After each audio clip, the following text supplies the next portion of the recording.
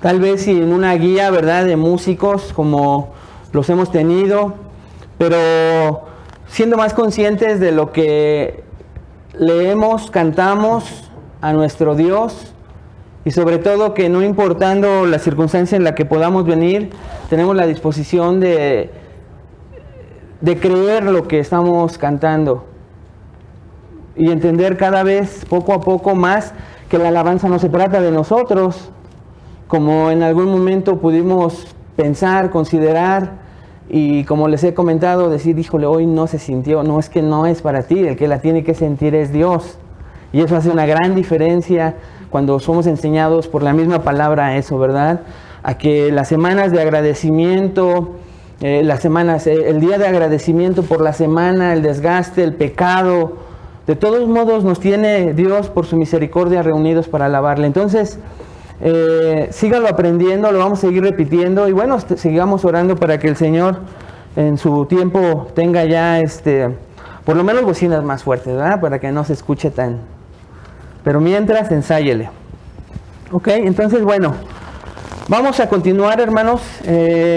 Hoy llegamos a la parte final de una serie de mensajes o estudios del capítulo 9 de Esdras, fue titulado o es titulado El creyente ante el pecado. El creyente ante el pecado. Estamos situados en Jerusalén en el año 458 a.C. Esdras, que es el iniciador de un segundo viaje del pueblo de Israel que está cautivo en Babilonia, ¿no?, con los persas. Los persas también dominaron a Babilonia, entonces entre imperios pasan muchos años, se van gobernando, pero los que siguen esclavos son los judíos.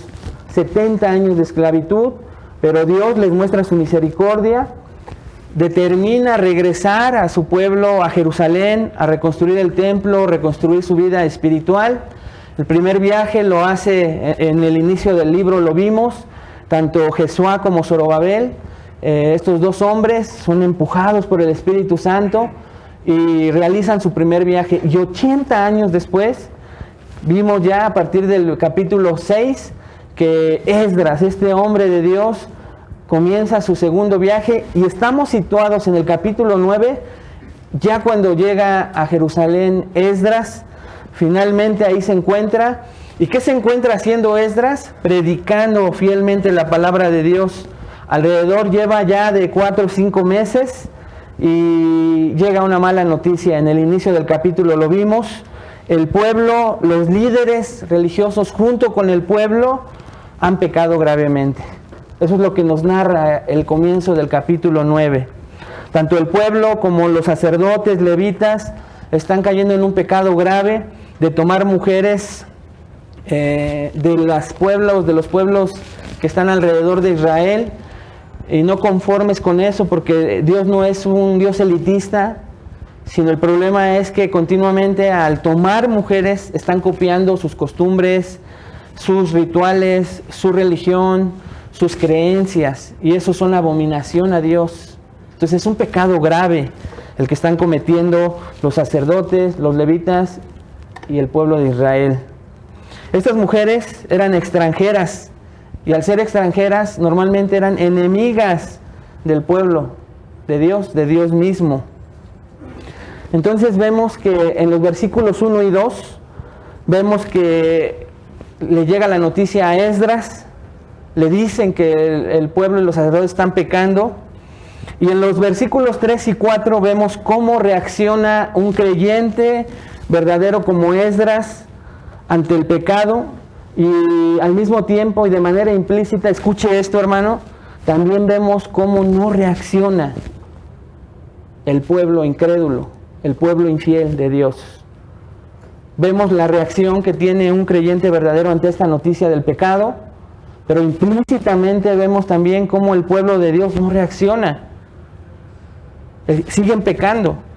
Y no conformes con esto, lo hemos estado viendo, ellos están haciendo sus rituales religiosos diario. Recuerden que había 2 sacrificios al día, 2 horarios, uno a las 9 de la mañana, otro a las 3 de la tarde, donde se llevaban a los animales para sacrificarlos, para la expiación de los pecados del pueblo. pero este pueblo iba con sus manos manchadas de pecado. Cumplían ritualmente, externamente, pero vivían como querían.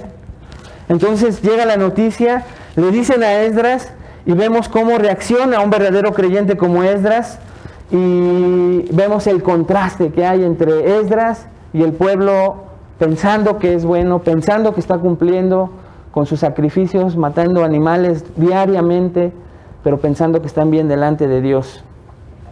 Esdras, vimos algo raro, rasga sus vestiduras, se arranca los cabellos de su cabeza, sus barbas, se queda atónito, perplejo, sin palabras durante varias horas, del primer sacrificio al segundo, con su mirada hacia el vacío.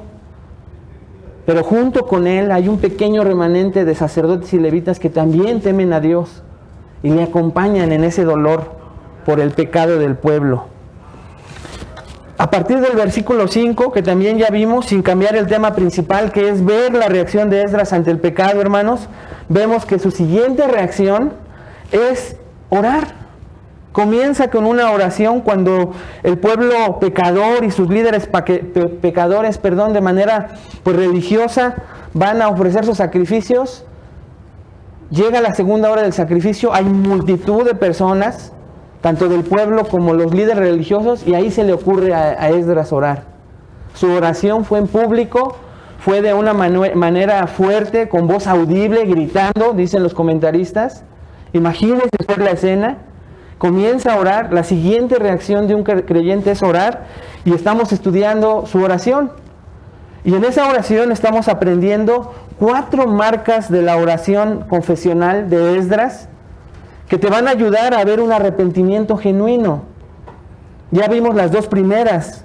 Vimos que la oración confesional reconoce plenamente el pecado, y esto lo vimos en los versículos del 5 al 7. Si usted se da cuenta y lo recuerda, Esdras no comienza una oración como por ejemplo les enseñó Jesús a sus discípulos. Padre nuestro que estás en los cielos, alabanza, acción de gracias. No, la oración de Esdras va directo al punto, a la meta de su oración, que es confesar los pecados de su pueblo. ¿Cómo lo hace, hermanos? Ya lo vimos, los hace suyos. Él comienza a hablar de nuestros pecados, nuestros delitos, nuestras iniquidades.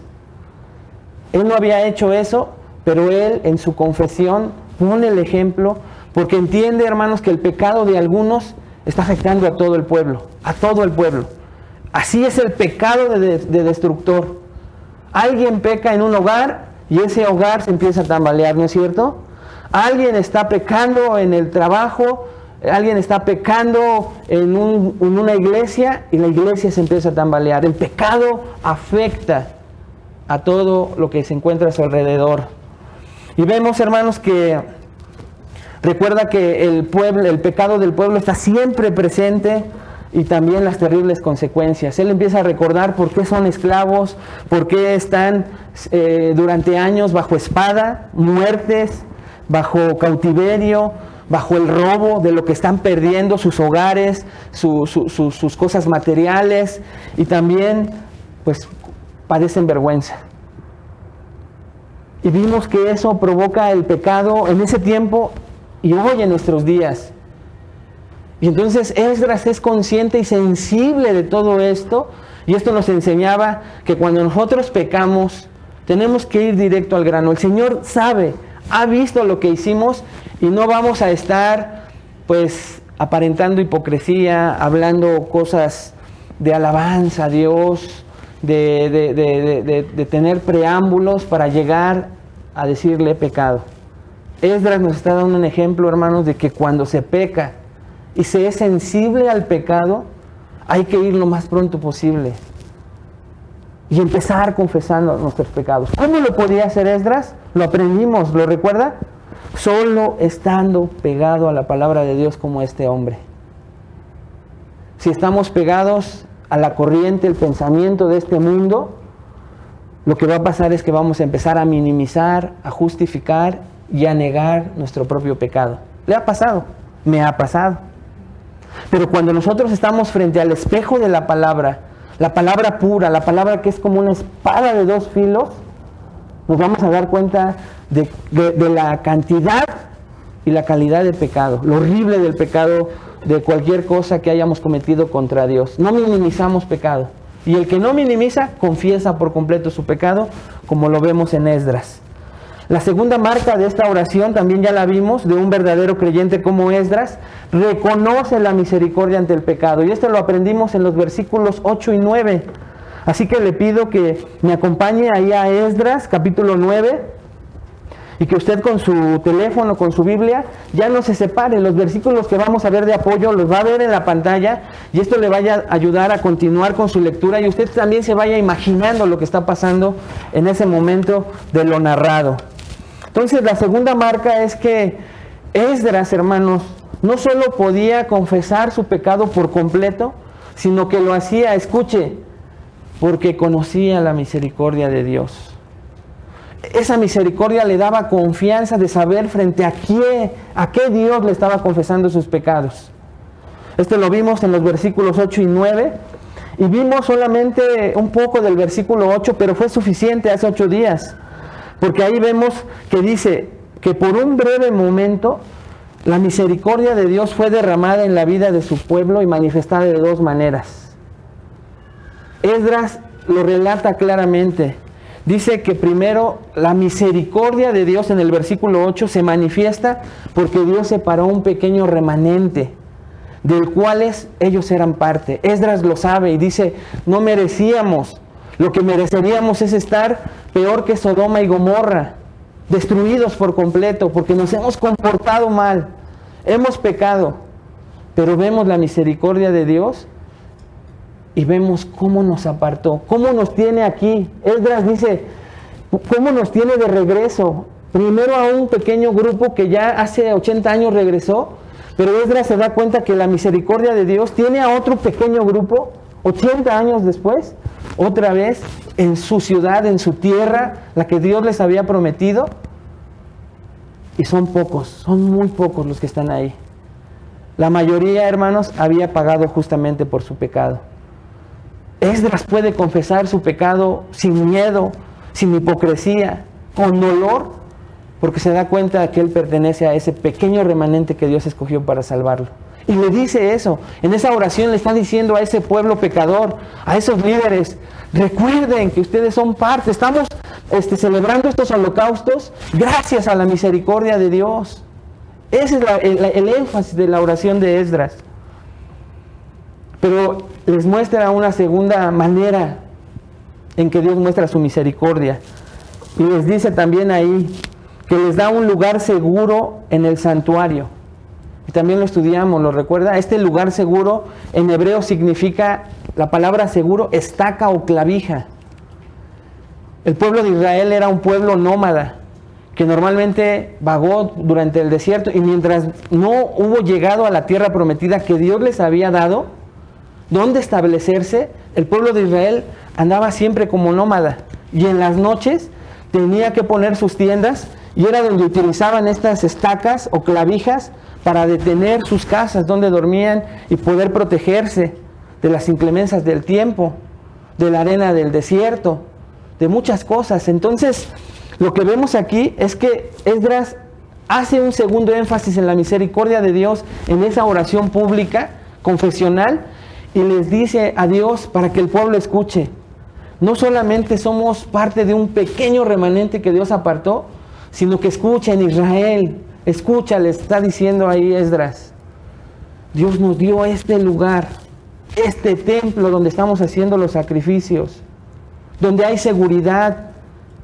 Somos una nación. Ya no tenemos que andar levantando y poniendo las tiendas. Ya tenemos un lugar donde estar establecidos. Y eso hacía gran diferencia. Esdras lo recuerda en esta oración. Y vimos que para nosotros, hermanos, esta gran verdad también la podíamos aplicar a nuestras vidas el día de hoy. Nosotros también somos parte de ese pequeño remanente, ¿no es cierto? Muchos hemos visto a lo largo de nuestro cristianismo que son llamados, pero no todos permanecen, no todos se quedan. La mayoría sigue en su vida normal. La mayoría sigue rechazando a Dios. Y tú y yo vemos la misericordia de Dios por tenernos, por ejemplo, hoy aquí, donde le alabamos, donde le bendecimos. Un pequeño remanente, un pueblo santo escogido para Él, en comparación con el mundo. Y vimos que éramos especiales para Dios. Que viendo esa misericordia derramada en nosotros, nos tendría que motivar a no dejar acumular pecado en nosotros. Vimos también que ahora nuestra estaca, nuestro lugar seguro se llama Jesús. Nuestra salvación está segura en Jesucristo. Vimos en varios versículos del Nuevo Testamento que Él es la piedra angular. Que nuestra salvación está cimentada ya no en nuestras obras, sino en la obra que Él consumó ahí en la cruz del Calvario. Y que eso también nos tendría que recordar nuestra necesidad urgente de no acumular pecado, sino confesarlo. Porque en la cruz del Calvario ya perdonó nuestros pecados pasados, presentes y futuros. Y esa confianza nos hace ir confiadamente a confesar nuestro pecado. Hoy vamos a terminar esta serie y ahora vea la tercera marca. Número 3, la oración confesional de un creyente verdadero como Esdras reconoce y se duele por la necedad ante el pecado. Reconoce y se duele ante la necedad por el pecado, perdón. Y esto lo vamos a ver en Esdras 9, versículos 10 al 14. Vaya ahí conmigo a Esdras 9, versículo 10, y vea que la primera frase dice: pero ahora, ¿qué diremos, oh Dios nuestro, después de esto? Entonces, esta frase indica el reconocimiento pleno del pecado, y Esdras, hermanos, acaba de exponer dos grandes verdades.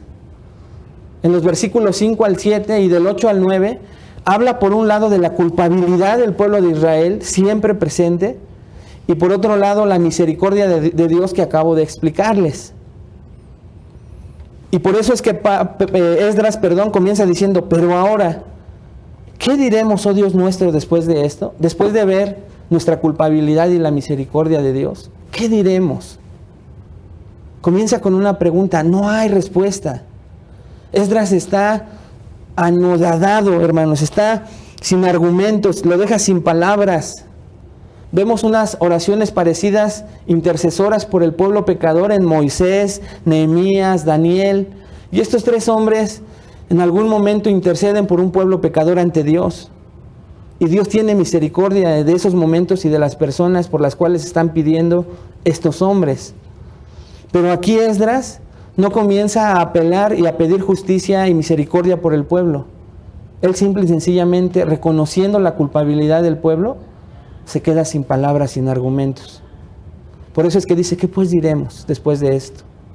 Después de ver dos grandes verdades: nuestro gran pecado y tu gran misericordia. No hay palabras. Así comienza. Esdras se siente avergonzado. ¿Y sabe por qué? Dice un comentarista lo siguiente, y cito: según los términos del pacto que había hecho Dios con su pueblo, no hay base alguna para exigir a Dios su continuada misericordia, que continúe su misericordia, dice este comentarista. No hay argumentos que convenzan.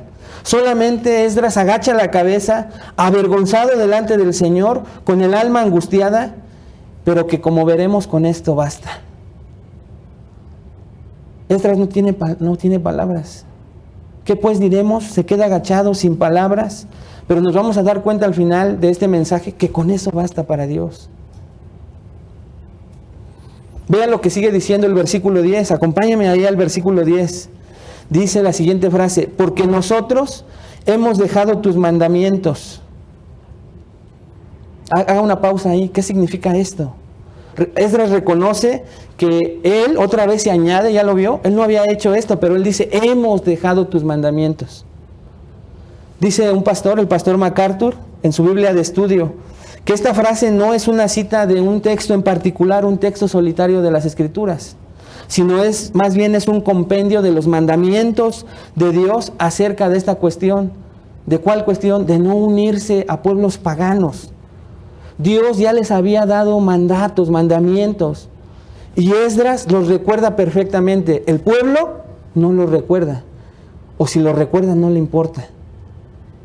Pero Esdras sí lo recuerda, hermanos, y por eso es que no dice en especial un mandamiento, que ahorita los vamos a ver, sino él simplemente es sensible a esos mandatos, y por eso dice, porque nosotros hemos dejado tus mandamientos. Lo confiesa. En contraste, el pueblo no. El pueblo está pecando. Vea lo que continúa diciendo en su oración Esdras, ahí en el versículo 10. Dice entonces, porque hemos dejado tus mandamientos. Vea lo que dice el versículo 11. Escuche, que prescribiste por medio de tus siervos los profetas, diciendo, la tierra a la cual entráis para poseerla, tierra inmunda es a causa de la inmundicia de los pueblos de aquellas regiones, por las abominaciones de que la han llenado de uno a otro extremo con su inmundicia. Versículo 12. Ahora pues, no daréis vuestras hijas a los hijos de ellos, ni sus hijas tomaréis para vuestros hijos, ni procuraréis jamás su paz ni su prosperidad, para que seáis fuertes y comáis el bien de la tierra y la dejéis por heredad a vuestros hijos para siempre. Entonces, hermanos, lo primero que pasa por el corazón de Esdras es recordar que Dios ya les había dado mandatos que ellos habían desobedecido. ¿Cuáles eran esos mandatos? Vamos a verlo profundamente. Esdras los tenía aquí, yo creo, dicen los comentaristas, los tenía de memoria, los tenía presentes. El pueblo, en contraste, los tenía olvidados. Recuerden que para los judíos era estos mandamientos, ponérselos en las muñecas, ponérselos en la frente, ponérselos en los dedos, ponérselos en todo donde lo vieran. Su casa tenía que estar llena de estos mandatos, para que no se les olvidaran.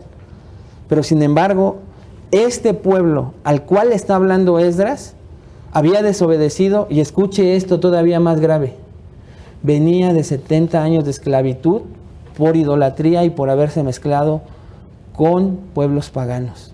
No había entendido. Estaba nuevamente dándole la espalda a Dios, mezclándose con otros pueblos. Vea estos 10 mandamientos, por ejemplo, en los 10 mandamientos, en el capítulo 23 de Éxodo, vemos claramente cómo Dios le da una clara instrucción a Israel. Vea lo que dice Éxodo 23, versículos 32 y 33. Dios les da 10 mandamientos en las 2 tablas, pero escuche, eso lo hace en Éxodo 20. Éxodo 21, 22 y 23 es una extensión de estos 10 mandamientos. Los 10 mandamientos son un resumen, hermanos, que termina en 613 mandamientos para Israel, resumidos en 10, en 2 tablas. Pero si usted quiere ver los 613 mandamientos, puede leer con calma y despacio Éxodo, lo que sigue de Éxodo hasta Éxodo 34, puede leer Deuteronomio, puede leer Levítico, y ahí usted encuentra los 613 mandamientos, resumidos en 10. Pero vea lo que dice ahí. Muy claramente Dios les da un mandato de no unirse a pueblos gentiles. Vea lo que dice: no harás alianza con ellos ni con sus dioses. En tu tierra no habitarán. Y Dios les dice por qué. Vea por qué. No sea que te hagan pecar contra mí sirviendo a sus dioses, porque te será tropiezo. Les dice por qué. No es un Dios que impone, les dice qué peligro corren. Pero no harás alianza con ellos ni con sus dioses, es un imperativo, es un mandato. ¿Es difícil de entender esto, hermanos? No, ¿verdad? Tiempo después, aún en el desierto, este pueblo contumaz, rebelde, peca contra Dios. Y Dios se ve en la necesidad de renovar nuevamente su pacto mosaico. Mosaico porque lo hizo a través de Moisés. Y en ese pacto renovado, les vuelve a repetir este mandato. Vea Éxodo 34, versículos 10 al 17. Éxodo 34, versículos del 10 al 17. Para irnos más rápido, recuerde, lo puede ver en la pantalla. Ponga su separador si es que es rápido con la mano para regresar a Esdras. Dice versículo 10, y él contestó. ¿Quién es este? Ahí contestó Dios. Vean lo que contestó Dios. He aquí, yo hago pacto delante de todo tu pueblo. Vea lo que empieza a prometer Dios, hermano.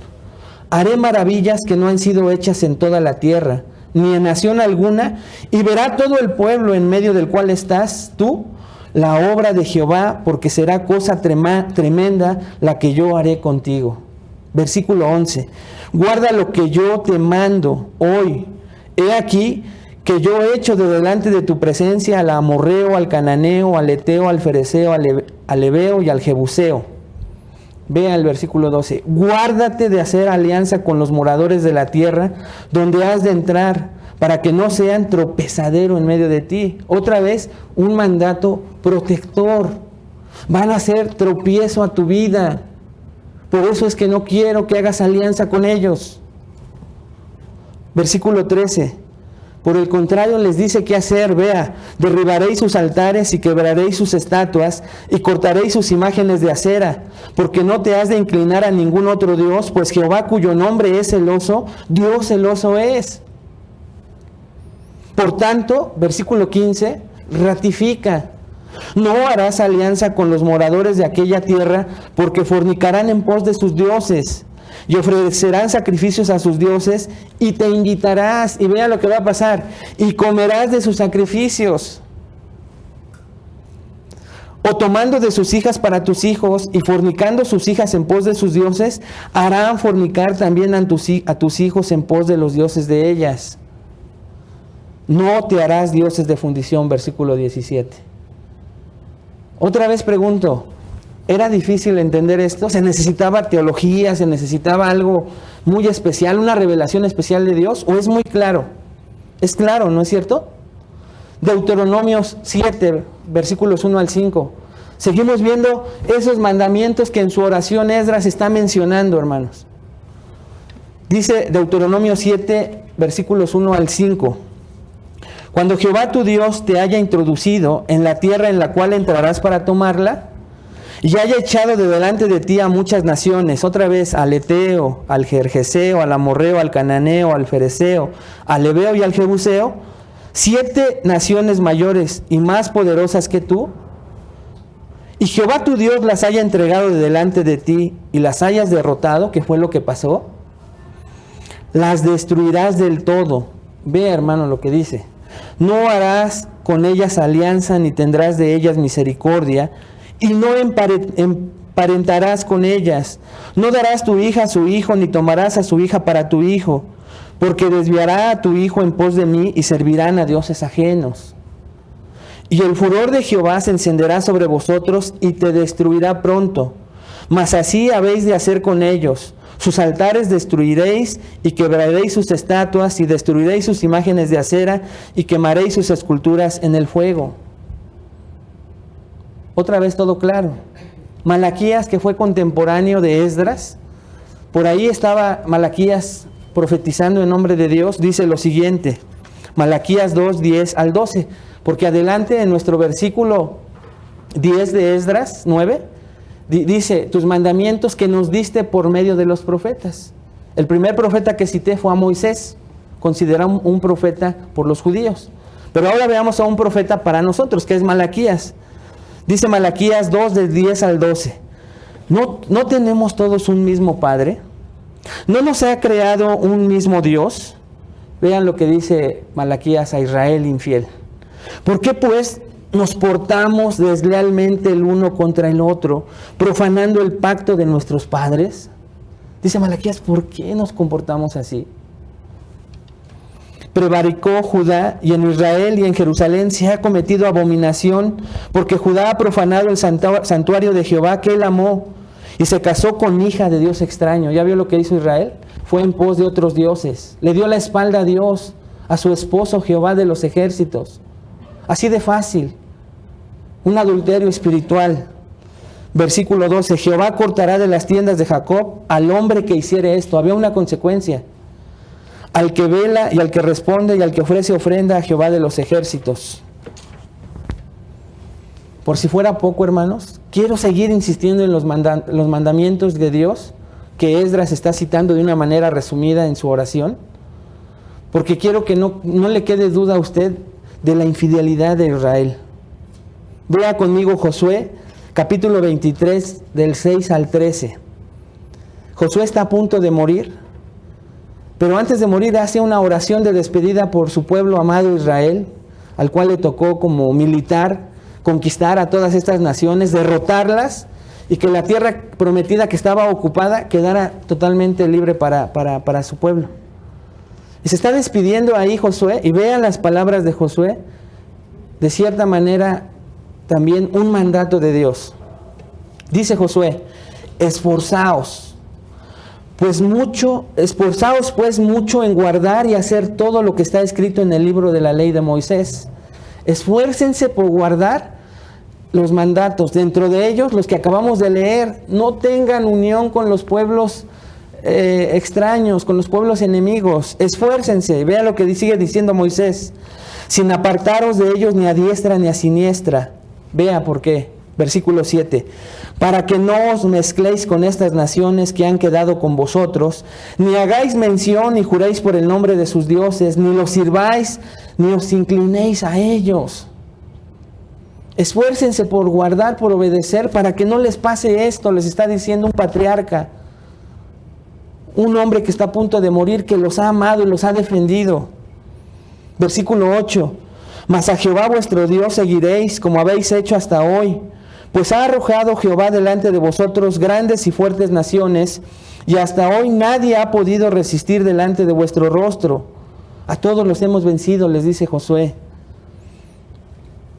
Un varón de vosotros perseguirá 1000. Vea, en esa unión con Dios, todo lo que podía pasar. Un varón de vosotros perseguirá 1000, porque Jehová vuestro Dios es quien pelea por vosotros, como Él os lo dijo, como Él les dijo. Guardad pues con diligencia vuestras almas, para que améis a Jehová vuestro Dios. Vea el versículo 12. Porque si os apartareis y os uniereis a lo que resta de estas naciones que han quedado con vosotros, y si concertareis con ellas matrimonios, mezclándoos con ellas y ellas con vosotros, vean lo que va a suceder. Sabed que Jehová vuestro Dios no arrojará más a estas naciones de delante de vosotros. O sea, así como ha podido echarlas, Dios las va a dejar que permanezcan en medio de ustedes, como un juicio de parte de Dios. Ya no voy a combatir con ellas, voy a dejar que permanezcan entre ustedes. Sino que os serán, ¿por qué dice ahí, hermanos? Por lazo, por tropiezo, por azote para vuestros costados y por espinas para vuestros ojos. ¿Se imagina una espina en el ojo? Estas naciones iban a ser así para Israel, por haberse unido a ellas. Y dice: ¿hasta cuándo? Hasta que perezcáis de esta buena tierra que Jehová vuestro Dios os ha dado. En todos los versículos que les he citado, ¿es difícil entender este mandamiento? No, ¿verdad? Pero cuando Esdras lo está recordando y está orando frente a todo este pueblo en el momento de los sacrificios, les está recordando: ¿saben por qué me quedo callado? Dice Esdras. ¿Saben por qué no tengo manera de defenderlos e interceder por ustedes? Porque ustedes saben lo que les mandó Dios y no lo han hecho. Por eso Esdras estaba avergonzado, compungido, atónito. Porque Israel debía defender estos mandatos con su propia vida, amar estos mandatos tan claros de no mezclarse con estos pueblos paganos, y lo habían hecho. Y aún así iban a los sacrificios, a quemar animalitos, como cuando en la religión tradicional, como yo lo hacía, y se los dije la semana pasada, hacía lo que quería, pero iba a misa cuando se podía. O como muchos cristianos en las iglesias hoy en día, hacen lo que quieren y siguen yendo a misa. Así estaba este pueblo, y Esdras está confesando a voz abierta, con un grito, en una oración a Dios: hemos pecado porque hemos desobedecido tus mandamientos. Esdras, hermanos, recordaba perfectamente este mandato. Y escuche, los pasajes que hemos estado leyendo, tal vez dicen los comentaristas, Esdras los sabía de memoria, los vivía y los enseñaba, y por eso era fácil, en pocas palabras, reconocer dónde habían fallado, dónde estaba fallando su pueblo. También escuche esto, hermano. Estos textos exigen una rigurosa separación entre Israel y los demás pueblos, ¿no es cierto? Nada difícil de explicar. exigen una rigurosa separación entre Israel y los demás pueblos. Los hijos de Israel no debían participar en la vida religiosa y moral de estos pueblos. No deben procurar, ahí dice en el versículo 12, no deben de procurar su paz, no deben de procurar que estén felices y a gusto estos pueblos. ¿Se acuerda cuáles eran sus abominaciones? Sacrificio de niños, prostitutas en el templo, embriaguez dentro del templo. Y los hijos de Israel, los hijos de Dios, el pueblo santo, estaba haciendo lo mismo. Les gustaba participar de estos actos. No deben tolerar los matrimonios mixtos. Estos mandamientos, como lo vimos, hermanos, no son arbitrarios, sino que crean la única posibilidad de que el pueblo mantenga su identidad como nación santa, una posesión especial de Dios. Un Dios santo, una nación santa. Un Dios apartado del mundo contaminado, una nación apartada de este mundo contaminado. Y ahí es donde empieza a cumplir en el Nuevo Testamento y en el Antiguo. Sed santos porque yo soy santo. Permanezcan apartados, no perfectos, apartados de este mundo. Vea, siga conmigo ahora el versículo 13, lo que dice. Mas después de todo lo que nos ha sobrevenido a causa de nuestras malas obras y a causa de nuestro gran pecado, ya que tú, Dios nuestro, no nos has castigado de acuerdo con nuestras iniquidades y nos diste un remanente como este. El versículo 3, hermanos, es nuevamente el regresar de Esdras a los versículos 5, 6, 7, 8 y 9. En el versículo 13 volvemos a ver, ese no se lo voy a explicar más que de manera muy breve y rápida, pero volvemos a ver, versículos 5, 6, 7, hemos fallado delante de ti. Somos culpables delante de ti, Señor. Pero también vemos que Esdras vuelve a recordar los versículos 8 y 9. Pero has tenido misericordia de nosotros. No la merecemos, pero has tenido misericordia de nosotros. Eso es lo que significa el versículo 13. Vamos al versículo 14, hermanos. Vea lo que dice. Comienza con dos preguntas retóricas. Para los que no tienen bien dominado lo que significa una palabra retórica, lo decimos, lo demás tal vez lo saben. Una pregunta retórica es aquella pregunta que trae ya en sí contenida la respuesta implícitamente. Ahí viene ya la respuesta. Y vea las dos preguntas retóricas que hace Dios. Más bien Esdras en su oración, perdón. O Dios a través de Esdras. ¿Hemos de volver a infringir tus mandamientos y a emparentar con los pueblos que cometen estas abominaciones? ¿Cuál es la respuesta implícita? ¡No! ¿Hemos de volver a infringir tus mandamientos y a emparentar con pueblos que cometen estas abominaciones? Esdras concluye esta parte de su argumento con estas dos preguntas, hermanos. Y si usted se da cuenta, las plantea en tiempo futuro. Reconoce que en el pasado su descendencia, su pueblo ha pecado siempre, ha sido infiel. Reconoce que en ese momento el pueblo frente al cual está pecando de la misma manera, y se va hasta el futuro y dice, hemos de pecar, hemos de seguir pecando contra ti en un futuro. Regresaremos, volveremos a infringir tus mandamientos.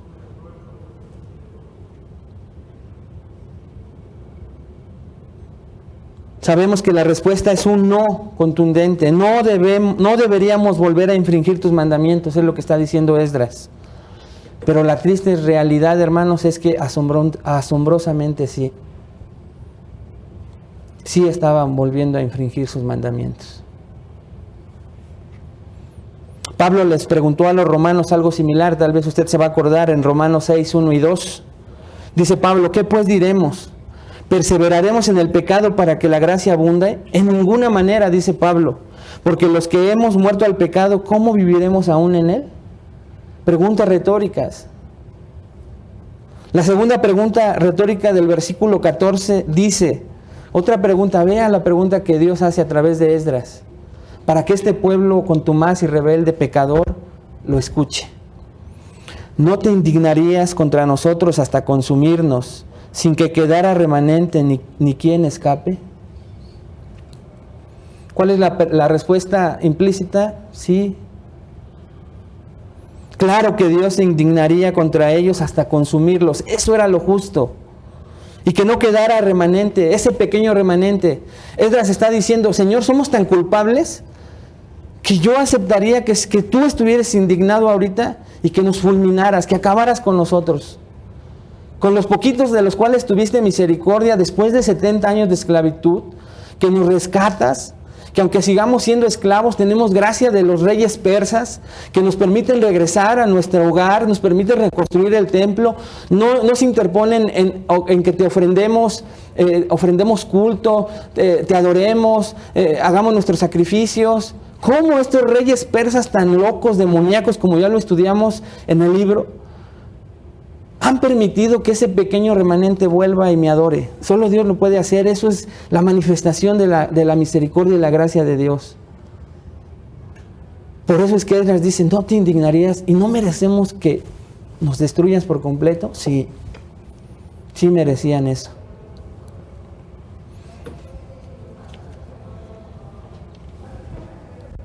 Dios debería fulminar a su pueblo. A la infidelidad de su pueblo debería de venir un justo pago.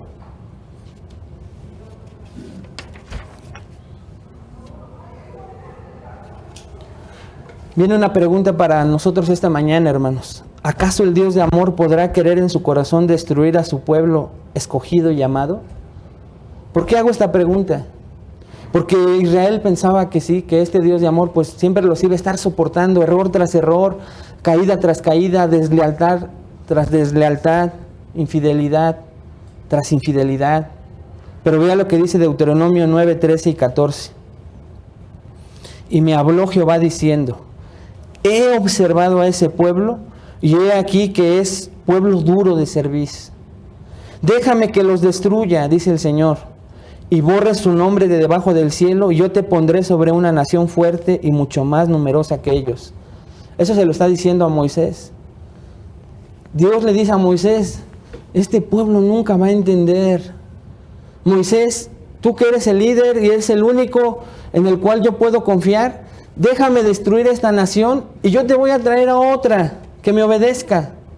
El deseo del corazón de Dios era destruir verdaderamente a Israel en algunos momentos, como lo estamos leyendo.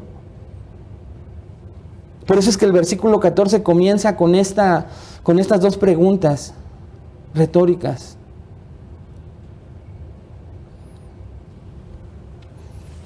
Entonces vemos en estos versículos del 10 al 14, hermanos, cómo una oración confesional de un creyente verdadero reconoce y se duele ante la necedad del pecado. No se conforma, se duele. Esdras no estaba ni siquiera pecando, pero se duele ante la necedad de ese pueblo contumaz y rebelde al cual está supuestamente adorando a Jehová. ¿Cómo podemos aplicar esta gran verdad hoy a nuestras vidas? Estamos a un versículo de terminar, hermanos. Pero antes de seguir, ¿cómo aplicamos el que imitemos ese reconocimiento y dolor de Esdras ante la necedad del pecado? Primero preguntándonos, ¿en verdad reconoces tu pecado? ¿Te duele tu pecado? En segundo término, ¿te duele? ¿De verdad te duele?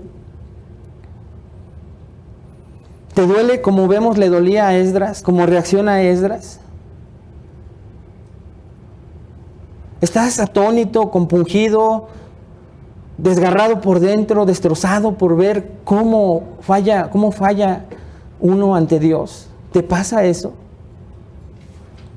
¿O por el contrario te pasa mucho lo que al pueblo de Israel? Puedes estar pecando sin que te duela. Puedes estar desobedeciendo los mandamientos tan claros de parte de Dios hoy a tu vida.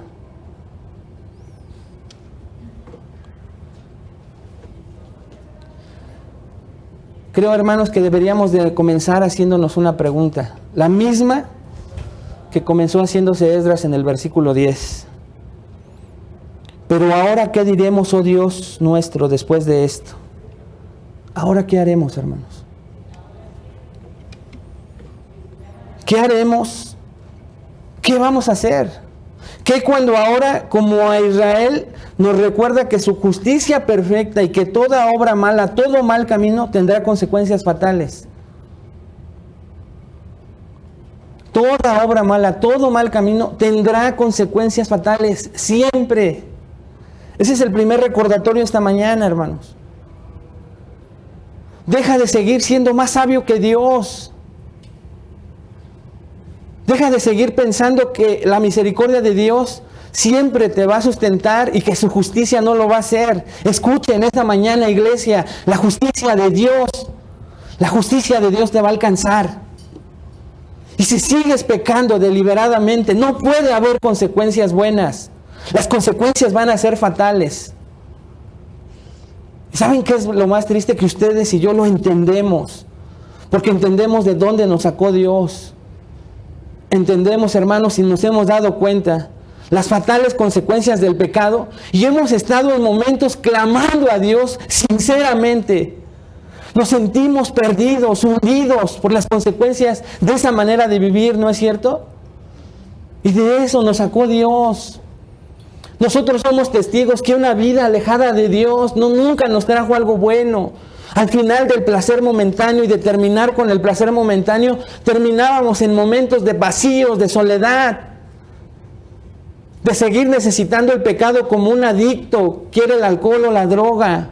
Porque solo eso lo hacen estar un poco en paz. Pero nosotros con el pecado, y por eso estábamos atados a él. Pero al final las consecuencias del pecado siempre son terribles, trágicas y fatales. ¿Qué pues ahora? ¿Qué pues ahora? Porque escuchen, hermanos, ¿cuántos de nosotros después de que Dios nos saca de un problema real que tuvimos, le volvemos a morder la mano a Dios? Le volvemos a dar la espalda a Dios. Qué triste es ver cristianos, o que se dicen cristianos de esa manera, que cuando necesitaban a Dios clamaban a Él, se dejaban guiar, obedecían, pero en el momento que Dios los sacó de su problema, en ese momento le dan la espalda a Dios. Escucha esta mañana, si tú eres de esas personas, los malos caminos te van a volver a regresar a ese momento de infelicidad, de tristeza, de vacío. Y lo justo sería que Dios no te escuchara. Porque no te ha escuchado tal vez una, sino muchas veces, y has hecho lo mismo. Le has mordido la mano a Dios. Te crees más que Dios. Tienes problemas, ves tu naturaleza limitada y clamas a Dios. Te vuelves a sentir fuerte y te vuelves a sentir tú más que Dios. ¡Qué horror de naturaleza tenemos! ¿No creen? Porque todos, escuchen, todos en diferentes niveles lo hacemos. Todos en diferentes niveles lo hacemos. Por eso es importantísimo estar pegado a la palabra de Dios y confesar y reconocer nuestros pecados como lo hacía Esdras.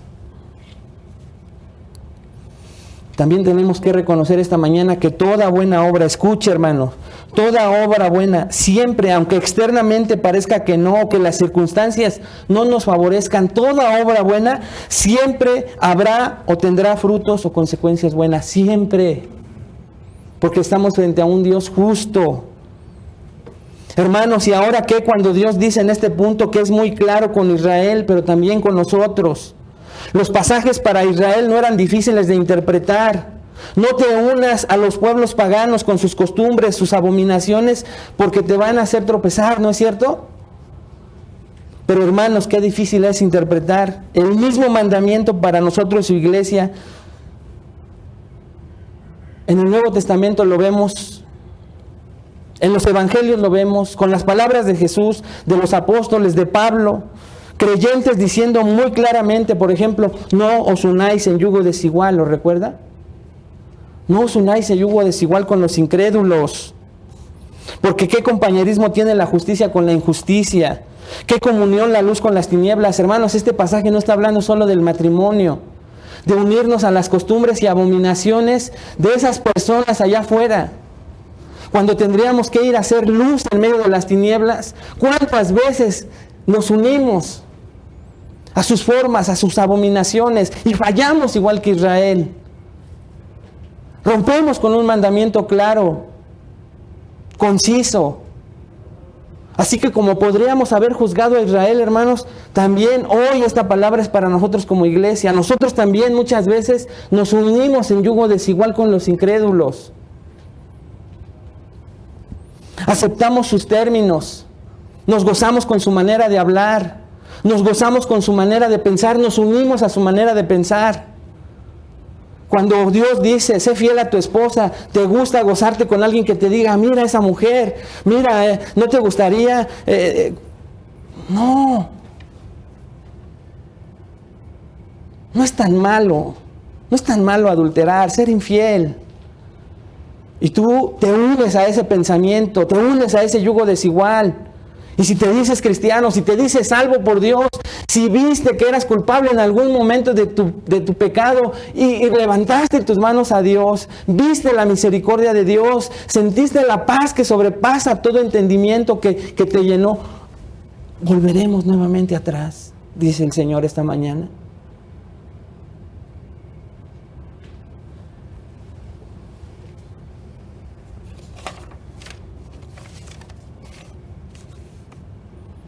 Versículo 15 y cuarta marca de la oración confesional de Esdras. La oración confesional reconoce la justicia de Dios por el pecado. Esdras 9:15. Dice Esdras al final de su oración: oh Jehová, Dios de Israel, tú eres justo, puesto que hemos quedado un remanente que ha escapado como en este día. Haga una pausa hasta ahí. Esdras, hermanos, está culminando su oración y menciona al Dios de Israel. Esto no es por casualidad. Esto es a su Dios misericordioso con su pueblo amado, su pueblo escogido. Por eso dice, Dios de Israel. Está apelando a la misericordia de Dios. Esa frase implicaba mucho. El Dios que lo sacó de la esclavitud de Egipto, que lo acompañó de día y de noche, que no se apartó. Eso significa el Dios de Israel. Para los judíos, cada vez que escuchan esta frase, para ellos impacta de una manera profunda en su corazón. Eso los hace tener sentido de pertenencia. Esta sola frase. Por eso es que Esdras la usa. Tu justicia hizo que la mayoría pagara justamente por lo que hizo. Es lo que está diciendo ahí Esdras. Tú eres justo. Como dice Gálatas 6:7, no se engañen, ¿se acuerdan? Dios no puede ser burlado, porque todo lo que el hombre sembrare, eso segará. Jeremías dijo algo muy similar, véalo ahí conmigo en Jeremías 16, 17 y 18. Está en la pantalla, dice, porque mis ojos están sobre todos sus caminos. Ese es el Señor hablando, los cuales no se me ocultaron, ni su maldad se esconde de la presencia de mis ojos. Pero primero pagaré al doble su iniquidad y su pecado, porque contaminaron mi tierra con los cadáveres de sus ídolos y de sus abominaciones llenaron mi heredad. Dios sabe todo lo que hacemos y todo lo que pensamos. En otras palabras, hermanos, cada vez que pensamos que Dios no nos vio, allí estuvo cuando estuvimos pecando. Dios es omnipresente y no nos queda claro. Como no le conocemos, no estudiamos ese atributo de Dios, eso evita y en algún momento nuestra conciencia limitada, torpe, nos hace pensar que podemos pecar porque no nos están viendo los demás cuando el Dios del universo te está viendo. Y tú sigues con tus engaños, con las personas que te rodean, jóvenes con tus papás, esposo, esposa con tu cónyuge, y Dios te ha estado viendo. Dios te ha estado viendo. ¿Cómo vas a actuar ante esos pecados que piensas que están ocultos delante de Dios? ¿Cómo? ¿Como el pueblo de Israel? ¿Viniendo a tu misa? ¿Levantando manos santas? ¿Cantando a Dios? ¿O vas a venir con una actitud como Esdras? He pecado contra ti, Señor. Gracias por este lugar seguro. Gracias por este lugar donde podemos encontrar comunión, podemos encontrar refugio para poder dejar que nos hables y trates con nuestro pecado, porque reconocemos que durante la semana hemos pecado. ¿Cómo vienes, hermano? ¿Como Esdras o como el pueblo de Israel? ¿Cómo quieres irte de este lugar esta mañana? Porque tal vez si yo estuviera ahí sentado en mi humanidad, ¿sabes cómo estaría? Mentalmente pataleando, defendiéndome. Como les digo siempre, pensando en la barbacoa, el restaurante al cual me voy a ir ahorita, casi no acepto. Sí, es la palabra de Dios la que te lo está señalando. Yo estaría así. ¿Cuántos están igual? ¿Verdad? Digan la verdad, ¿cuántos están defendiendo? También Hebreos confirma esto que te digo, Hebreos 4:13, y no hay cosa creada que no sea manifiesta en su presencia, por si no nos queda claro, ¿no? No hay cosa creada que no sea manifiesta en su presencia, antes bien, todas las cosas están desnudas y abiertas a los ojos de aquel a quien tenemos que dar cuenta, todas. La última frase del versículo 15 dice, henos aquí delante de ti en nuestros delitos, porque nos es posible estar en tu presencia a causa de esto. No nos es posible estar en tu presencia a causa de esto. Henos aquí. Es el ejemplo, hermanos, de un hombre rendido ante Dios. Heme aquí, Señor, delante de ti en nuestros delitos, porque no es posible estar en tu presencia a causa de esto. ¡Wow! Que Dios esta mañana nos dé la gracia a todos de entender esta última frase.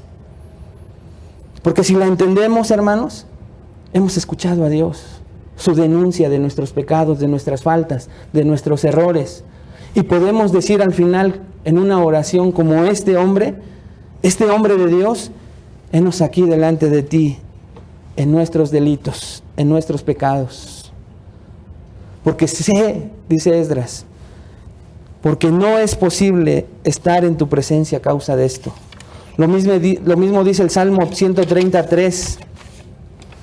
Dice, Yahvé, Jehová, si mirares a los pecados, ¿quién, oh Señor, podrá mantenerse? Salmo 143:2. Y no entres en juicio con tu siervo, porque no se justificará delante de ti ningún ser humano. No hay. El hombre piensa que sí, que puede estar delante de la presencia de Dios sin temor alguno. ¿Saben qué oré toda la semana, hermanos? Que en nuestra amada iglesia no haya un hombre o una mujer falto del temor de Dios. ¿Saben cuál es este ejemplo? El pueblo judío, cuando Jesús mismo vino a ellos. Y fuera de la ciudad, pidió misericordia para Israel. Deseo en mi corazón, de verdad, hermanos, con clamor y lágrimas estuve orando en la semana, Señor, que no haya en tu iglesia un hombre o una mujer falto de temor de ti, y que frente a la palabra de Dios esté como si nada. Ay de ti, espero en mi corazón que no lo haya. Porque la justicia de Dios te va a alcanzar tarde que temprano. Y entonces tal vez sea demasiado tarde y no vas a tener justificación porque tuviste oportunidades de aceptar tu pecado, de reconocer el señorío de Dios en tu vida y no quisiste. ¿Y sabes cuál es lo más triste? Que va a haber testigos y te van a decir, no quisiste. Deseo en mi corazón que no haya aquí un contumaz y rebelde pensando que la justicia de Dios no lo va a alcanzar. Sino por el contrario, mi oración fue que aquí hubiera Esdras con esta actitud. He aquí, Señor, con nuestros delitos delante de ti. ¿Y saben por qué podemos hacerlo? Con confianza. Porque dice Romanos 3, y con esto termino. Dice Romanos 3, 21 y 25. Dice Pablo a los romanos, pero ahora, aparte de la ley, se ha manifestado la justicia de Dios, testificada por la ley y por los profetas. La justicia de Dios por medio de la fe en Jesucristo, para todos los que creen en Él, porque no hay diferencia, por cuanto todos pecaron y están destituidos de la gloria de Dios. Y escuche lo que dice: siendo justificados gratuitamente por su gracia, mediante la redención que es en Cristo Jesús, a quien Dios puso como propiciación por medio de la fe en su sangre, para manifestar su justicia a causa de haber pasado por alto en su paciencia los pecados pasados. Se lo explico en otras palabras, hermano. ¿Sabe por qué podemos terminar nuestra oración y esta enseñanza como Esdras? Porque por nuestros pecados ya se pagó. Ya se pagó. Ya hubo alguien justo, sin pecado, sin error, que pagó por nosotros. Quien es un hijo verdadero ahorita está sintiendo el alivio. Quien no es hijo, quien no es hija, ni entiende. Hermanos, Cristo ya pagó por nosotros. Cristo es nuestra justificación.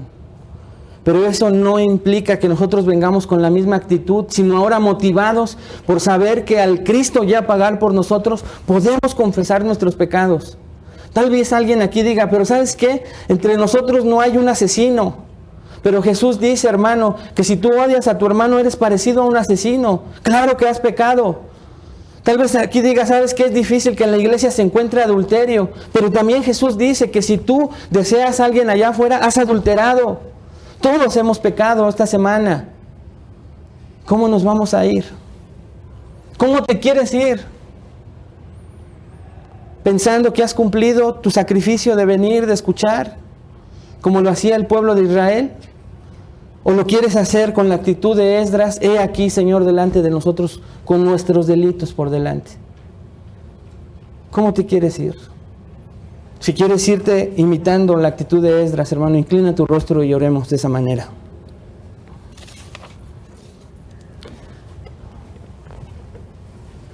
Bendito Dios. Señor, estamos aquí para confesar nuestras faltas. Señor, al igual que Esdras, la vergüenza, Señor, el dolor, el miedo, acompañado de un corazón duro, de justificación, reconocemos que nos cuesta trabajo, Señor, porque no te conocemos. Pero ayúdanos, Señor, a poder estar en tu presencia con nuestros pecados por delante, reconociendo, Señor, cuando fallamos. Y hoy lo queremos reconocer. No queremos, Señor, tener apariencia de piedad. No queremos perder el tiempo, Señor. Hemos fallado. Reconocemos esta mañana, Señor, que de muchas maneras nos unimos a este mundo.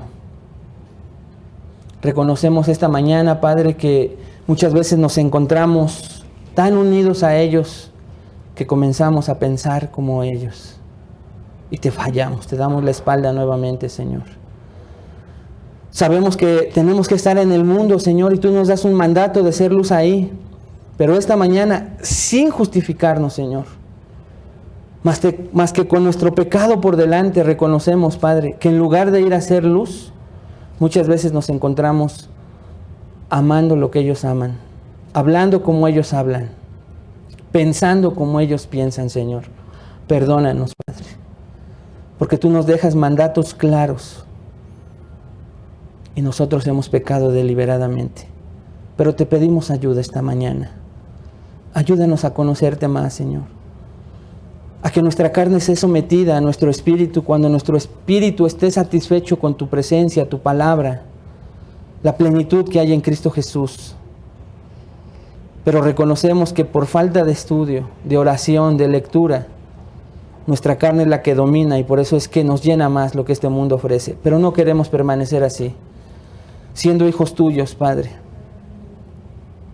Gracias por ahora estar en Cristo, porque de haber estado en esos tiempos mereceríamos morir justamente. Pero ahora te damos gracias por Cristo, nuestro Salvador, nuestra justificación. Pero con eso por delante, Señor, reconocemos nuestro pecado y te pedimos ayuda en el nombre de Cristo Jesús. Amén. Que Dios le bendiga, hermano.